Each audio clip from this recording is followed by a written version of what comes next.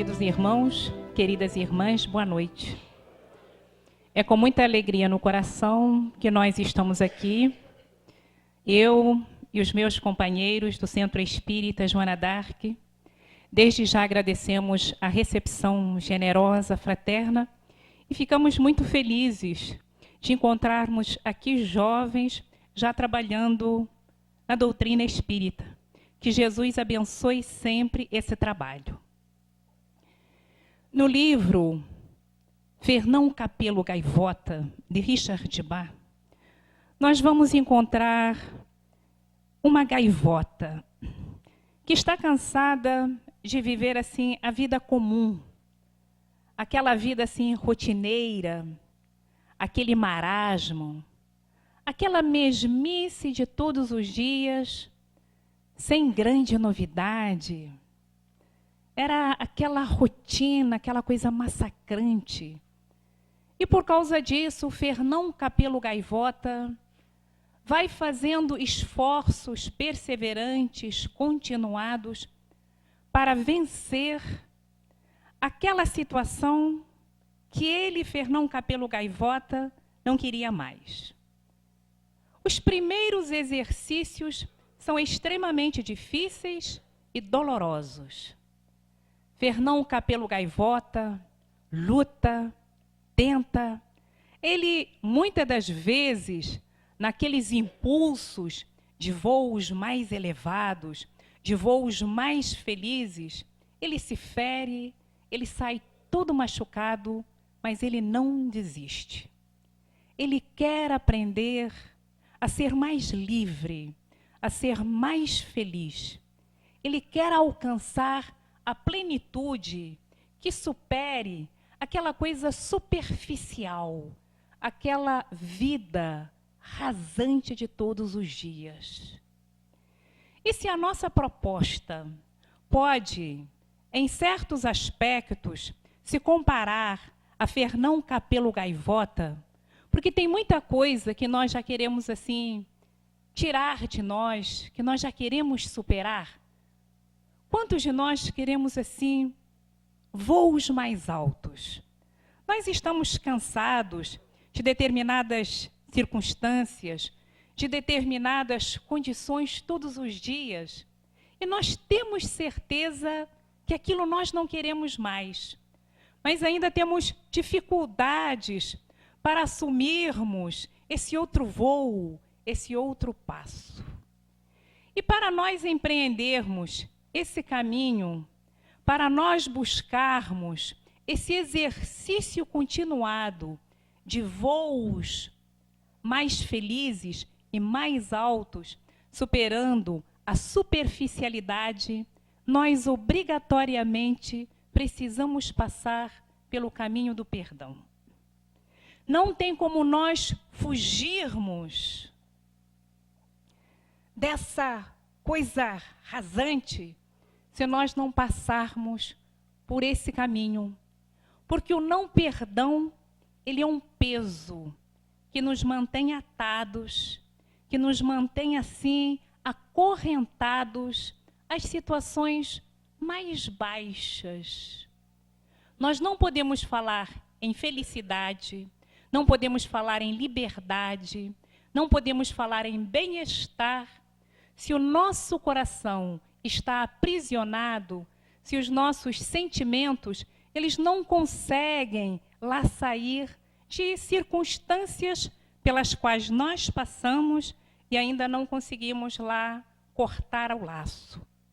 Por isso, no próprio significado da palavra perdão, nós vamos entender como é que ele é necessário.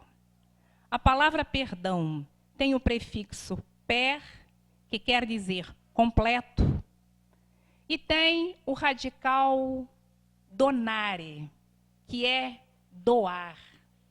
Perdoar é doar completamente algo. No caso, perdoar é doar totalmente o esquecimento de uma mágoa. Por isso nós vamos encontrar no Evangelho de Jesus, lá em São Mateus capítulo 5, Jesus nos dizendo: se, portanto, quando fores depor vossa oferenda no altar, vos lembrardes de que o vosso irmão tem qualquer coisa contra vós, deixai a vossa dádiva junto ao altar e ide antes reconciliar-vos com o vosso irmão. Depois, então, voltai a oferecê-la. Nós encontramos no Evangelho esse título como sacrifício mais agradável. Se esse é o sacrifício mais agradável, nós também partimos do princípio, se Jesus nos disse que o sacrifício mais agradável a Deus é aquilo que nós façamos das nossas próprias mágoas, dos nossos próprios ressentimentos, aí nós também vamos ter uma leitura implícita de que um dos maiores desafios que todos nós trazemos é o de perdoar. É o de deixarmos de lado, é o de abandonarmos determinadas experiências pelas quais nós passamos. E nesse mesmo caminho, se nós podemos então dizer que o perdão não é algo que se possa tratar de forma simplista, porque algumas pessoas dizem assim: eu já esqueci. Eu já esqueci. Mas se alguém menciona aquele assunto, ela fala assim: eu não quero conversar sobre isso, não. Ela diz que já esqueceu, mas ela diz que não quer conversar sobre esse assunto. Às vezes não quer nem ouvir falar o nome dessa pessoa. Eu tinha uma colega de trabalho que ela se referia ao ex-marido como o defunto. Mas eu, no início, eu não sabia por quê, e ela falava assim: o defunto. E aí eu ficava preocupada de perguntar quem era o defunto, porque poderia ser alguma experiência assim, mais dolorosa pela qual ela tivesse passado. Mas ela só tratava o ex-marido de defunto. E ela dizia assim: não, aquilo ali não tem valor nenhum para a minha vida. Aquilo ali eu já esqueci. Mas com certeza ela não tinha esquecido ainda, ou ela não tinha conseguido lá resolver aquele embaraço, porque a questão do não perdão muitas vezes são verdadeiros nós dentro de nós.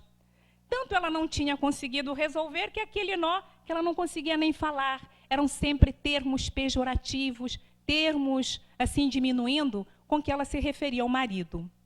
Mas se o perdão não pode ser tratado como algo assim simplista, como algo banal, nós também podemos dizer que o perdão não é algo impossível.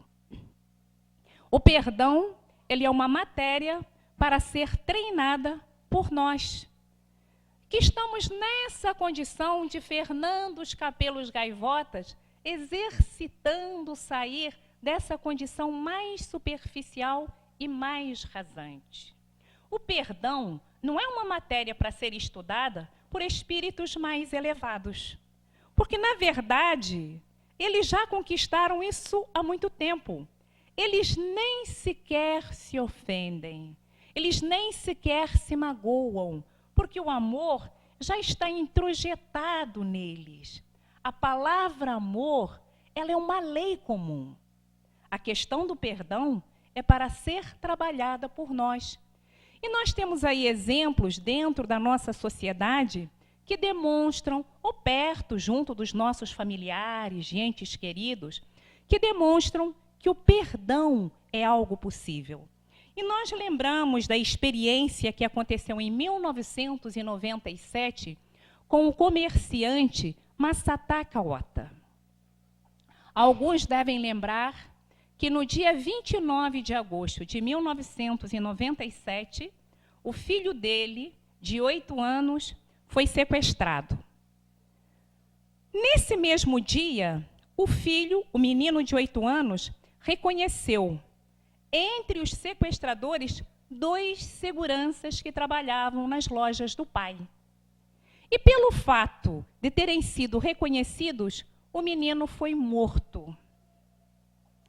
Os sequestradores foram presos, foram a julgamentos, e é muito assim rica e instrutiva as palavras que Masataka Ota vai colocando, que ele vai dizendo do ódio que ele sentiu num primeiro momento, da raiva, que ele queria que os sequestradores passassem pelas mesmas dores, sentissem as mesmas angústias que ele sentiu.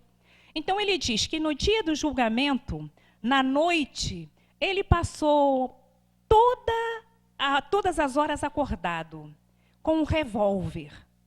E que a intenção dele era de ir lá e matá-los. Ou então matar um dos filhos dos sequestradores, para que eles pudessem sentir o que ele sentiu, a dor, o sofrimento. Mas quando amanheceu, ele diz que rezou e que ele lembrou que ele nunca tinha colocado a mão numa arma. E se ele nunca tinha colocado a mão numa arma, não seria naquele dia que ele faria isso.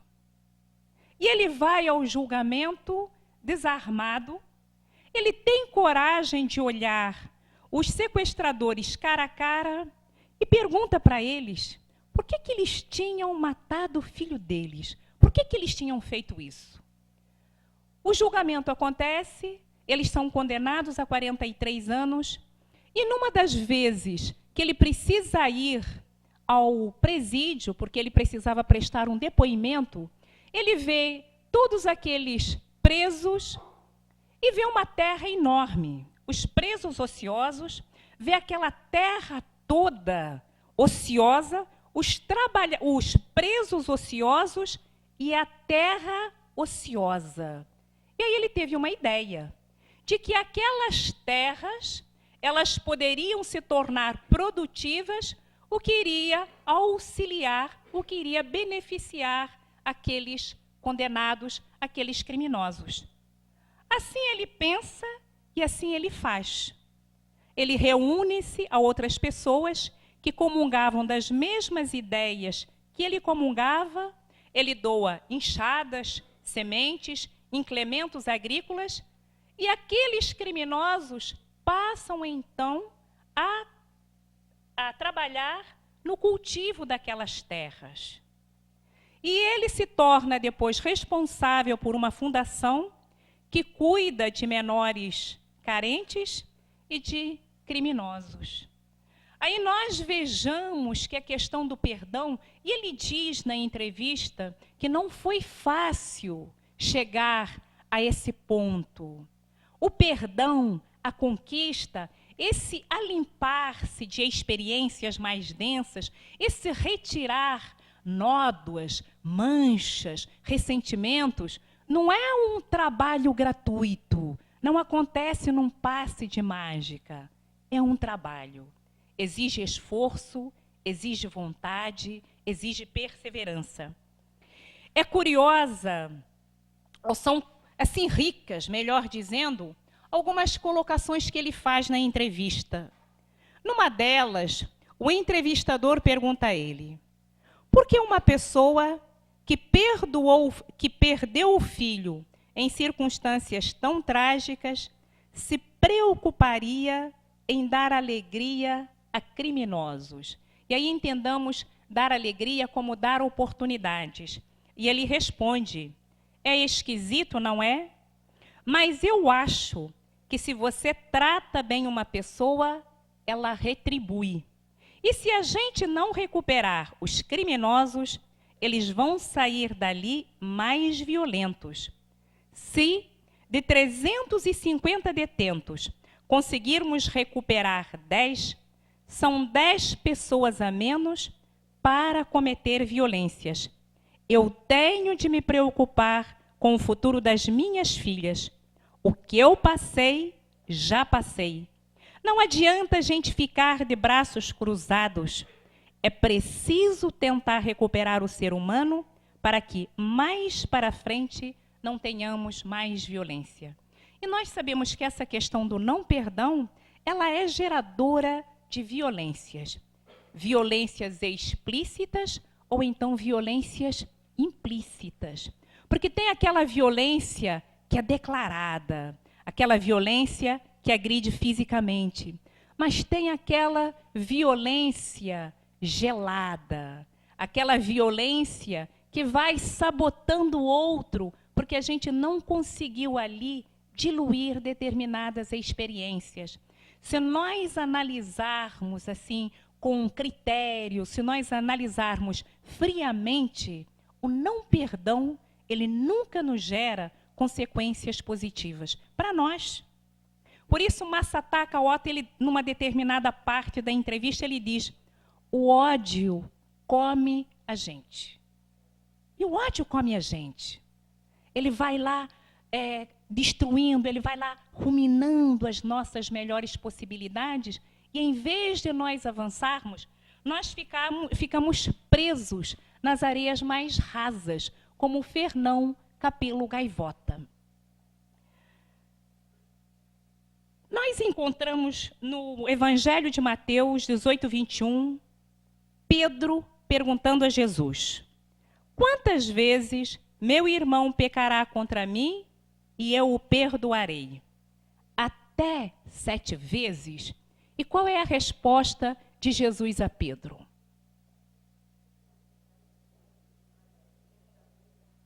Não apenas 7 vezes, mas 70 vezes 7 vezes. E aí, Divaldo, numa palestra, ele vai trazer um outro complemento. Qual é o complemento? Não 70 vezes, 7 vezes cada ofensa. Aí demonstrando o quanto nós somos ainda necessitados e carentes do perdão. Tanto do auto perdão, como de perdoarmos alguém.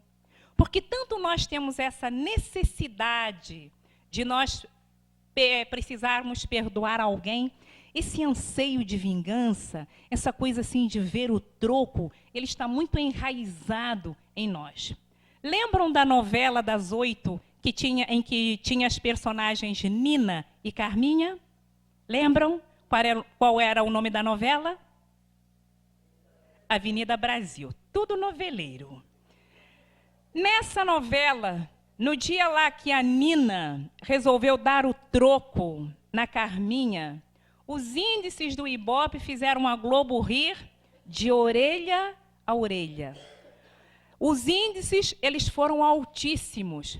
Pessoas que estavam assistindo aquela cena lá da Carminha, da Nina batendo na Carminha, elas estavam em trailers, elas aplaudiam, oba, como se aquilo ali fosse verdade. Quer dizer, fazendo a catarse. Porque nós ainda trazemos muito introjetado esse desejo nosso de vingança.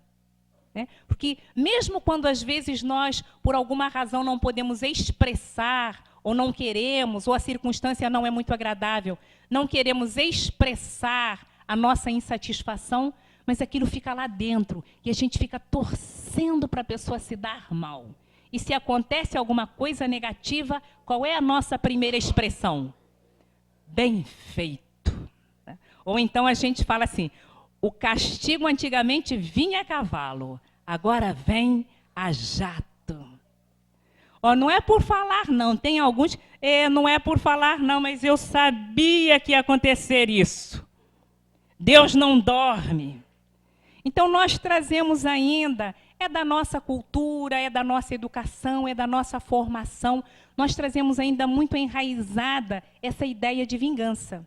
Mas assim como nós precisamos perdoar sempre alguém, quem nunca errou, levanta o braço. Quem nunca errou, levanta o braço. Mas ninguém vai levantar o braço? Porque nós estamos num planeta de provas e expiações, onde todos nós erramos uns contra os outros. Nós cometemos erros. E nós não cometemos erros contra estranhos. Nós cometemos erros com quem? Com as pessoas que nós mais amamos. Pai erra. Mãe erra. Os pais amam os filhos. As mães amam os filhos. Os filhos erram. Os filhos amam os pais. porque é da nossa trajetória evolutiva, nós estamos em aprendizado, nós estamos nesse processo de ensaio e erro. E nós também precisamos aprender a nos auto-perdoar. No livro Domínios da Mediunidade, André Luiz fala da experiência de um estivador do cais. Ele era estivador no porto. E aí a gente imagina alguém que seja estivador no porto, a gente imagina alguém o quê? Musculoso, forte. Porque carregando aquele peso o dia inteiro, tem que ter muita força. E o estivador, esse estivador que André Luiz apresenta, ele era um alcoólatra inveterado. Ele bebia todas e mais algumas, como se diz no popular. E numa determinada noite, ele chega em casa bêbado e o pai deve ter feito a mesma repreensão que ele já tinha feito em outras vezes, que é o que a gente imagina. Ô meu filho, você chegou desse jeito de novo? O pai chamou a atenção, admoestou, e ele ficou tão irado que ele deu um soco vigoroso no pai. Um soco assim tão vigoroso, de uma forma tal, que o pai ficou com o nariz sangrando, com o rosto machucado. Mas o pai já era um senhor mais envelhecido, mais fragilizado, e o pai não pôde revidar fisicamente falando. O pai sabia que ele não tinha condições de dar o troco. Mas o pai fica assim, tão inchado de raiva, de ressentimento, que o pai roga uma praga para o filho e diz: o teu braço vai secar como galho seco. E ele fala isso assim com uma energia tão intensa, de uma forma assim tão forte, que o filho absorve aquilo e fica perturbado. O filho ficou assim tão desnorteado, tão perturbado, e o filho sai para esquecer. E para esquecer, o que ele foi fazer? Beber mais. E aí ele, que já tinha chegado bêbado, bebe mais, e ao final da noite acontece-lhe um acidente. Um bonde, ele é atropelado por um bonde. E qual é o membro que é afetado? O membro afetado é o braço. Ele perde o braço num acidente aí de bonde e fica assim por muitos anos ainda, com aquele braço, cura, não cura, sara, sangrando, todo maltratado, e desencarna. E ao chegar do outro lado, o perispírito, nós sabemos, ele recupera a forma perispirítica do braço. Mas ele tinha ficado tão impressionado com aquilo que o pai tinha falado, que o próprio perispírito se apresentava de forma ressequida. Porque ele introjetou. Quando nós falamos de perdão, nós precisamos perdoar aos outros, mas muitas das vezes o perdão não é para os outros. O perdão é para quem? Para nós. Perdão é para nós. Nós conhecemos uma jovem, ela é uma jovem senhora, uma senhora bonita. E quando nós a conhecemos, ela estava fazendo o tratamento para se livrar ou para amenizar uma depressão que ela trazia. Mas ao mesmo tempo que ela falou que ela estava fazendo o tratamento para curar a depressão, ela resolveu contar a história. Não perguntamos nada, não falei nada com ela, mas ela quis contar a história e eu ouvi a história. São lições, é para nós aprendermos. Nós não aprendemos também com as histórias dos outros? Então, ela trazia essa questão de não se auto-perdoar, porque ela dizia, na história, que ela tinha casado já há bastante tempo, tinha uma filha, e ela e o marido tinham uma condição financeira simples. Eles lutavam com muitas dificuldades. E ele queria estudar. E ela também queria estudar. Ele queria fazer faculdade e ela queria fazer faculdade. Mas Mas não dava para os dois fazerem faculdade juntos. Além disso, um deles teria que, a bem dizer, trabalhar dobrado para sustentar o outro enquanto fazia faculdade. E aí ela abre mão do sonho dela de fazer faculdade e dá esse direito ao marido. Ele iria fazer faculdade. E aí ela contando, que ela diz assim, eu passei a fazer faxina dobrado. Até feriado, domingo, eu trabalhava igual doida para poder manter e para poder sustentar a faculdade dele. E ele se formou. À custa ali do sacrifício dela, do trabalho, ele se formou. Ele se formou, fez concurso, passou uma situação melhor, e aí veio a decepção. Qual é a decepção? Qual é? Ele tinha arrumado outra. Ele tinha arrumado outra e aquela foi como se fosse uma punhalada. E aí o que ela precisava se perdoar? Porque, na verdade, ela percebeu que quem tinha feito essa escolha tinha sido quem? Ele a obrigou? Não. Ela tinha que se perdoar. Porque muitas das vezes a gente faz uma doação porque ela fala assim, eu me anulei durante anos por causa dele. Mas ele não a obrigou a se anular. E a pergunta seria ela se perguntar, por que ela se anulou tanto? E aí tem também a questão da ingratidão dele. Não estamos aqui tratando dessas questões, nem de julgar, nem de criticar. Mas para nós percebermos que muitas das vezes o perdão, ele não é em relação ao outro. O perdão é conosco. Numa determinada idade da vida, hoje nós viemos aí viajando de Valença para Cabo Frio e o nosso assunto foi idades, né? Estamos com problemas de Cronos. A gente está cada dia mais jovem, não é assim? Mas quando nós vamos chegando, isso é a psicologia que coloca. Quando nós vamos chegando a uma determinada fase da vida, assim por volta dos 45 anos, alguns um pouquinho mais, outros um pouquinho menos, a pessoa ela começa a fazer uma avaliação do que foi a trajetória dela. Ela começa a ser mais crítica, ela começa a ser assim ter uma percepção mais aguda. E aí ela olha para trás e traz insatisfações. E aí ela começa a avaliar as perdas que ela teve.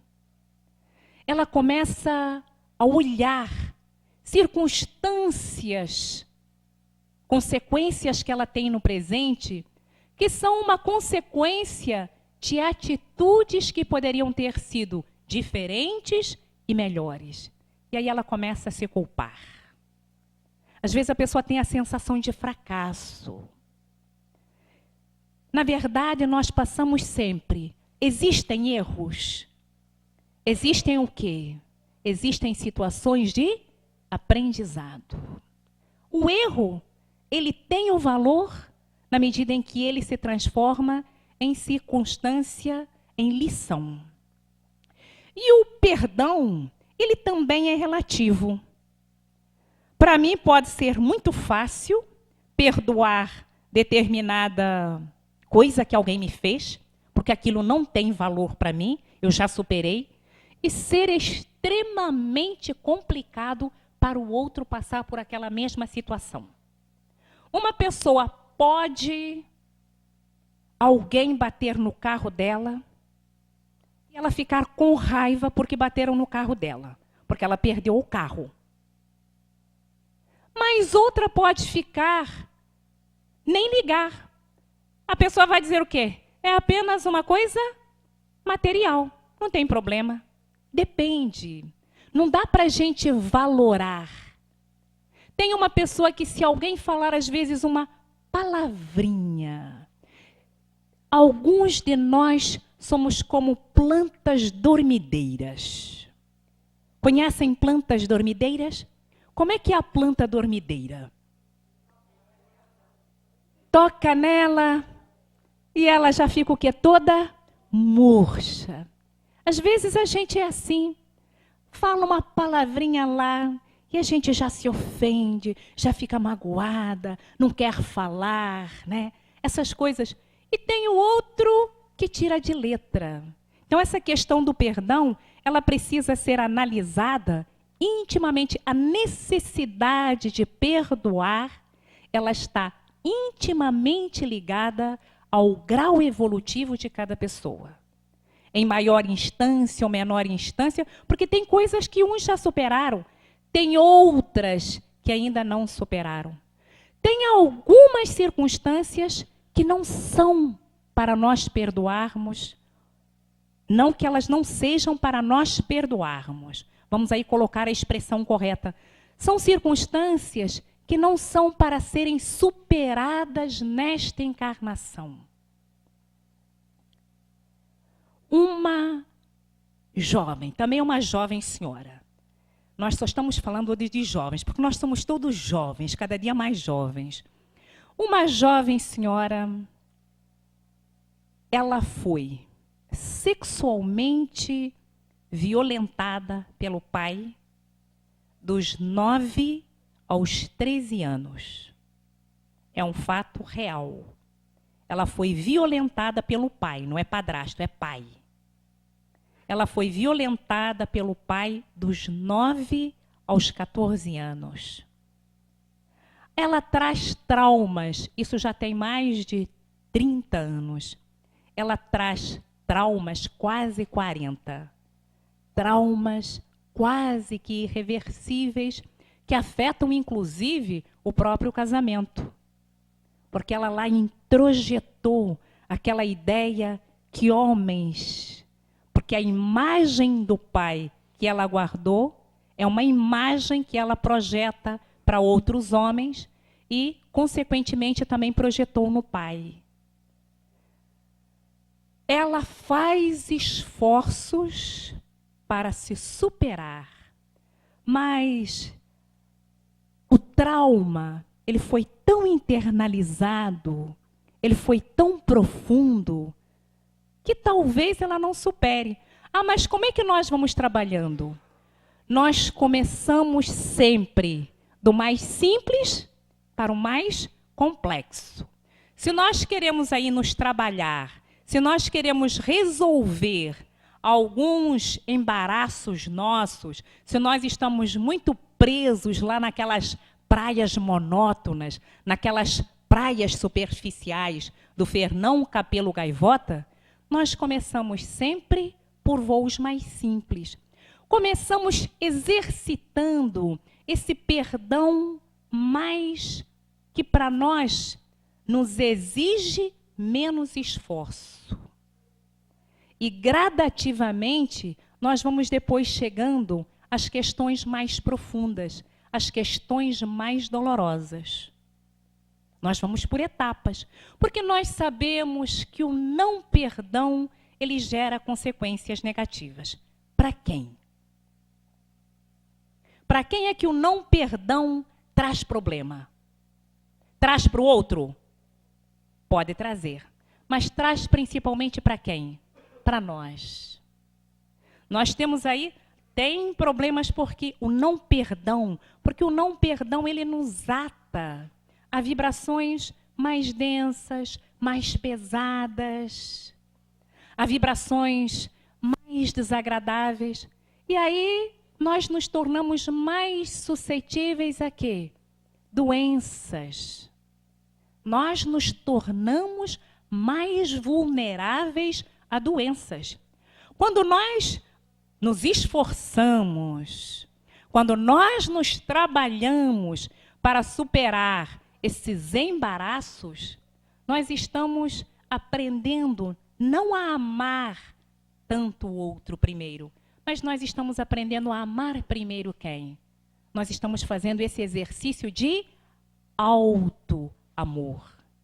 Porque aí traz consequências psicossomáticas, traz consequências espirituais.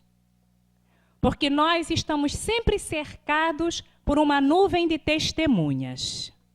As testemunhas que nos assessoram em fatos de não perdão não podem ser testemunhas do bem.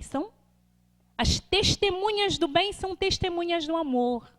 Por causa da vingança, por causa do ódio, quantas histórias vão se arrastando.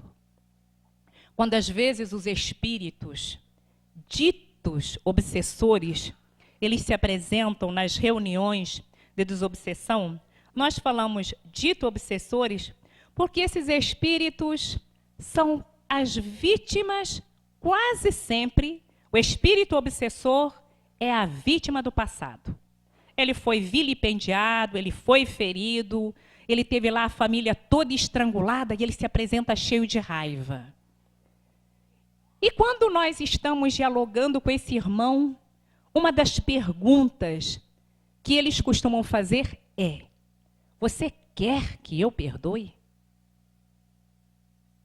Para nós falarmos para alguém perdoar, nós também precisamos ter o hábito de quê? De perdoar. Pouquíssimos de nós, poucos, sabemos perdoar profundamente. Mas aí eu vou falar para aquele espírito assim, perdoa. Mas nós podemos ter uma alternativa. Isso serve para o espírito desencarnado, mas também para o irmão encarnado. Olhe as consequências que o não perdão traz para você. Porque da mesma maneira que nós falamos para o espírito desencarnado, nós vamos falar para o espírito, para aquele nosso irmão, para aquele nosso amigo. Você viu o que ele me fez? E aí ele vai lá, enumerando o que ele está pensando em fazer para se vingar. Mas o que a gente fala para ele? Se você ficar preso a essa situação, você vai se prejudicar. Porque você se impede de caminhar. Nós ficamos com as nossas asas muito pesadas. No Google tem uma imagem, se nós colocarmos lá nas imagens, colocarmos ressentimento, aparece uma imagem de um homem arrastando um daqueles pesos da época da escravidão. E o não perdão, ele funciona exatamente assim, como um peso a que nós ficamos presos, ou um peso maior, ou um peso menor. Por isso esse esforço, e se nós queremos de fato nos livrar, um dos primeiros caminhos é nós olharmos com clareza, com franqueza para o que aconteceu. A nossa tendência é sempre de terceirizar o erro. O que é terceirizar o erro?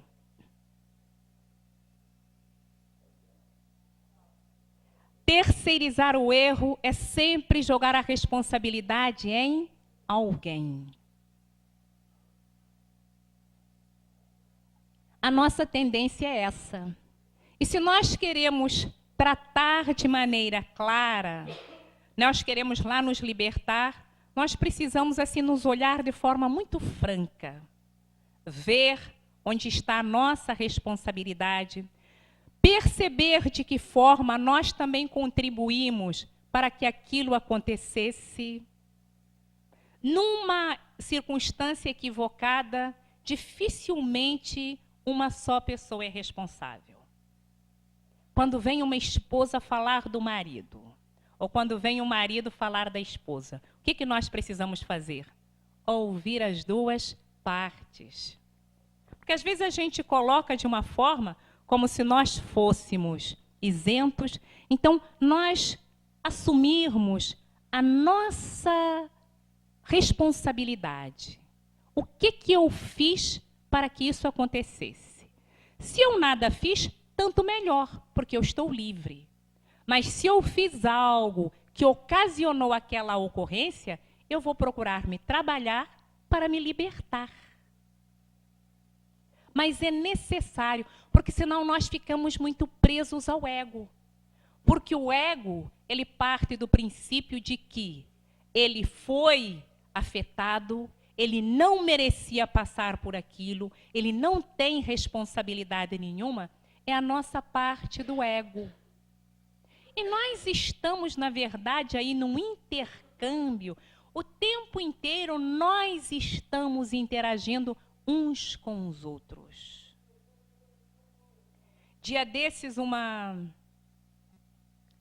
pessoa chegou e ela comentou, porque ela estava num processo de separação do marido. E ela sempre colocou que o marido é muito agressivo. Que o marido era muito agressivo. E ela, que convive mais com a pessoa, ela disse, sim, o marido é agressivo. Mas a esposa provoca o marido de uma maneira tal, fica lá cutucando, fica lá, não tem aquela expressão cutucar a onça com a vara curta? Fica lá provocando palavras que ele, claro que ele também tem a responsabilidade. Mas isso ela oculta, como se a agressividade fosse apenas de quem? Dele. Então, nessas relações de perdão, é necessário que nós possamos ver se nós queremos tratar, é necessário que nós vejamos assim de forma honesta, que nós vejamos de forma sincera, e assim sem máscaras. Eu me lembro que numa determinada época eu passei por uma situação assim desagradável. Era uma situação desagradável e eu não conseguia digerir aquilo. Tem coisa que parece uma pedra, que a gente fica assim, não consegue digerir, e eu não conseguia digerir. E uma vez uma amiga da casa espírita, eu não contei a situação para ela, não falei nada. Ela recebeu um recadinho de um amigo espiritual e ela falou assim, e ela disse, eu não entendi por que eu recebi esse recadinho, mas é para você. E quando eu li lá o recadinho do amigo espiritual, estava assim, dentre outras palavras, dizendo que a causa era ciúme. Eu fiquei assim meio entalada, assim de choque, ciúme. Depois eu fui para casa, refleti calmamente e eu percebi que realmente a origem era o ciúme. E para resolver, eu tinha que resolver o quê? Os meus sentimentos lá mal resolvidos. Não tinha como eu cobrar da outra pessoa algo que em mim não estava resolvido. Em termos de perdão, nós temos assim que lidar, colocar as cartas na mesa e não colocá-las viradas, mas colocá-las claramente e dar nome claro às coisas para nós irmos nos desvencilhando dessas pedras que nos impedem de voarmos, de alcançarmos daquelas alturas maravilhosas que o Fernão Capelo Gaivota alcançou. Quem já leu o livro Fernão Capelo Gaivota? Bastante, são bons leitores, tem o livro, tem o filme. E nesse livro, ele depois de todo aquele trabalho, de todas as dificuldades que ele tem, mas ele vê que valeu a pena todo o sacrifício, porque ele se tornou mais leve. E vale a pena nós fazermos esforços. Na questão 909 do Livro dos Espíritos, Allan Kardec fala que, para nós superarmos os nossos desafios, nós precisamos fazer esforços. E, às vezes, os esforços que nós precisamos fazer são menores do que nós possamos imaginar. Então, vale a pena esse esforço que nós venhamos a fazer, ou que nós já façamos, para nós nos libertarmos e nós irmos descobrindo em nós a nossa essência divina, que é toda de amor, de compaixão, de fraternidade. Nós encerramos nossas reflexões passando um vídeo. E esse vídeo mostra como é que o perdão traz mais alegria e traz mais amor. Nós agradecemos a atenção, agradecemos o carinho fraterno com que fomos recebidos aqui no Centro Espírita Trabalhadores de Jesus e que o Mestre amoroso nos encoraje todos os dias a nossa transformação profunda.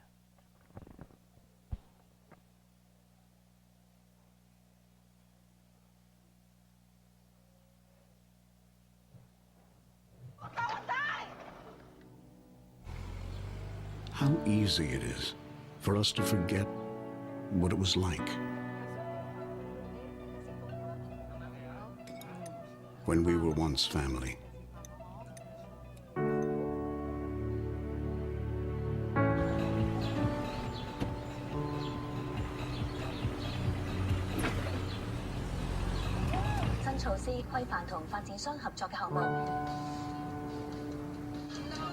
The times we shared.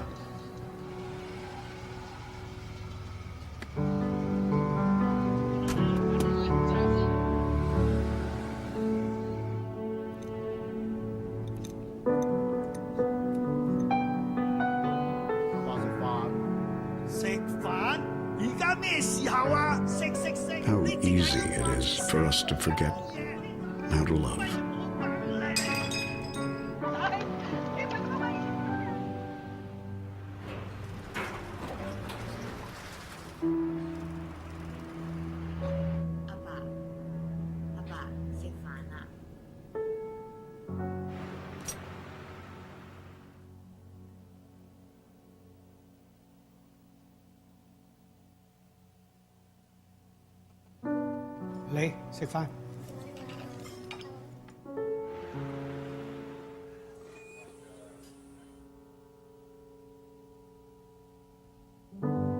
How easy it is for us to forget how to smile.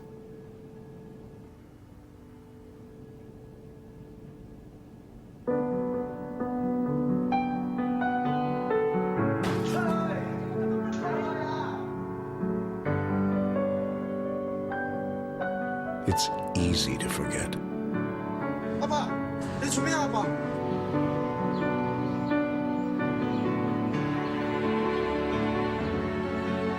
仔，一步一步嚟，你一定得嘅。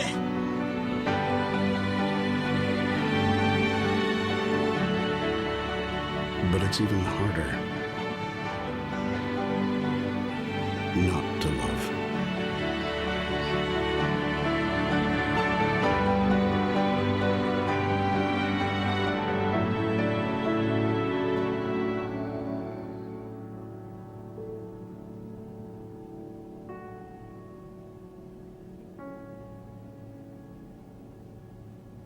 Ba, Ma.